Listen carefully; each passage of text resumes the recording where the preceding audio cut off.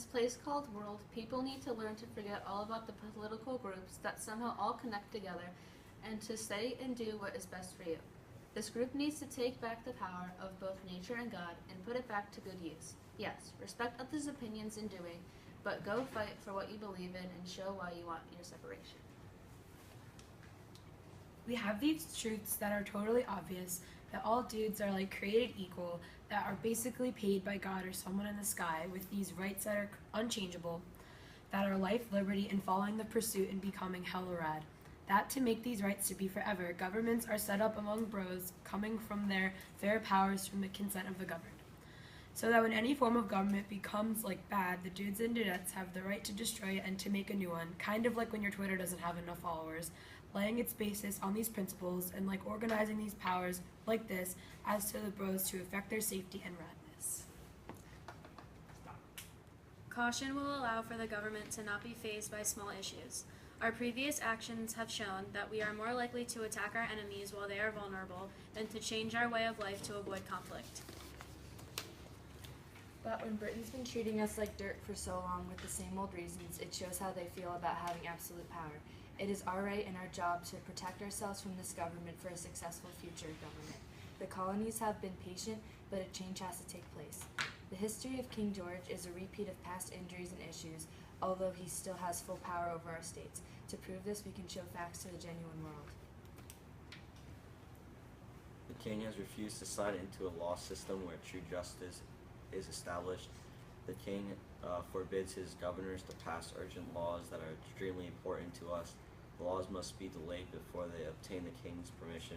Then when the governor achieves this, the king still neglects to consider them anyway. The king has refused to sign or even consider other laws that enable provisions for large groups of people unless they are represented by the government. The king has repeatedly shut down the parts of government that represent the people because they have opposed him when he has abused the rights of the people that they represent. The king broke the representative houses repeatedly for not wanting people to have rights. The king did not want other people elected for a long time. The representatives, incapable of abandoning those who they represent, have returned to the people to do their job. However, the country remains vulnerable to the invasions of other countries and intense turmoil and uncertainty from within.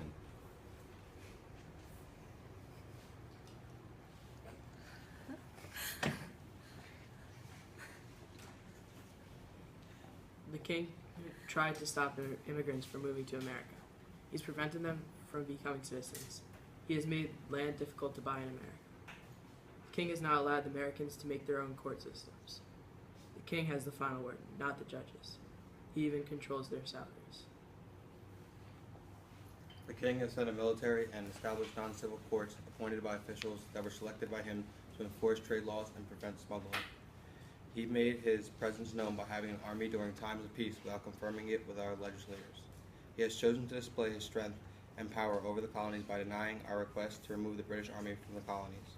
King George in Parliament reiterated certain acts that were important to them, though it is important and unconstitutional to us Americans and not approved by our laws, but are still enforced by the chosen legislators that were sent to the colonies.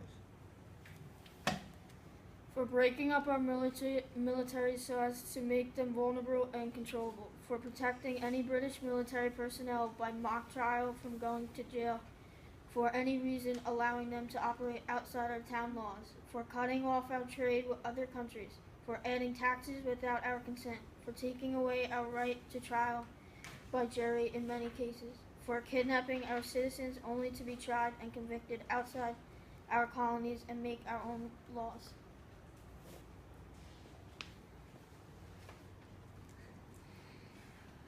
He has forced us to form a government here by declaring us out of his protection and engaging us in war. He has raided our seas and our coasts, burnt our towns, and destroyed the lives of our people. He is, at this time, sending large armies of German mercenaries to come kill, separate, and cause panic and chaos among us. He has already begun with cases of cruelty and treachery not even close to what was done in the barbarous ages, and totally not worthy to rule a civilized nation. He has taken our ships, made our people turn against their country, and kill their family and friends. He has caused rebellions and refuses to protect us from the barbaric Indians. Every time there's unjust authority, we send requests for relief in the kindest and most peaceful ways. Our repeated requests have been answered by repeated laws. We cannot have a prince, a form of dictatorship, rule free people. Neither have we wanted attention from our British brothers. We have told them over and over again to remove the unfair laws and power on us. We have been telling that to them since we have settled here in America.